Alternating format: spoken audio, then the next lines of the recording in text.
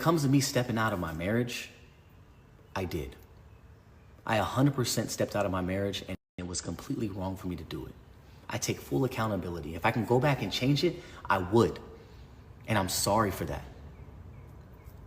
I truly am. Her acting like she had no idea what was going on, that is a complete lie. Catherine knew what I was dealing with for a very long time. I would come to her and I would voice how I feel about how I felt like I was getting no affection from her. There was a year period where we had no sex, and I would vent to her telling her what I needed. And her exact words verbatim on my kids, she said, "Just don't make me look dumb. Don't embarrass me." I don't know what that means to you guys, but to me, it sounds like, go do whatever you need to do because I'm not capable of giving you what you need. So Catherine tells you guys that back in 2018, 2019, I basically ruined her life because I stepped out of our marriage and she had no idea, when that is not true at all. She knew exactly what I was doing and when I was doing it. So much to where she stayed with me another 5-6 years after that. When she first came to me and told me that she wanted to do ayahuasca, in my head, I was 100% against it. Something that I do not believe in. I believe in God. But because I'm such a supporting husband, I wanted to support her as much as I could. And so I let her seek that journey, and that's what she did. Through her ayahuasca journey, she was telling me how one moment she felt like she's a psychic. The next moment she felt like she was a healer. The next moment she turned me into a mermaid. I was being as supportive as I could. She even went as far as telling me that she was the reincarnated Virgin Mary.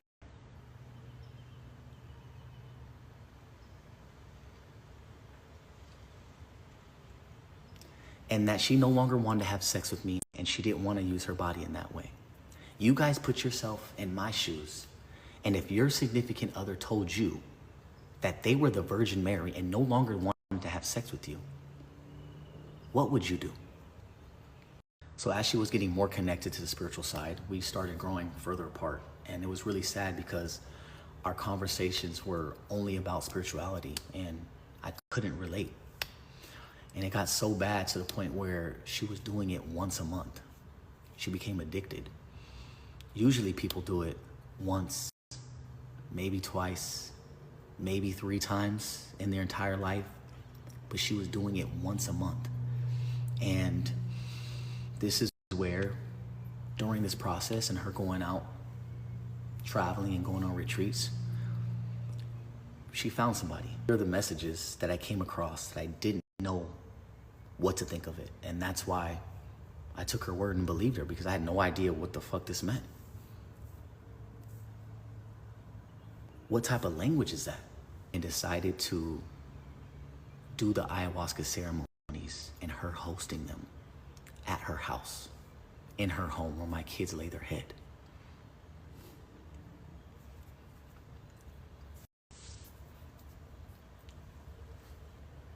I really only had 2 options.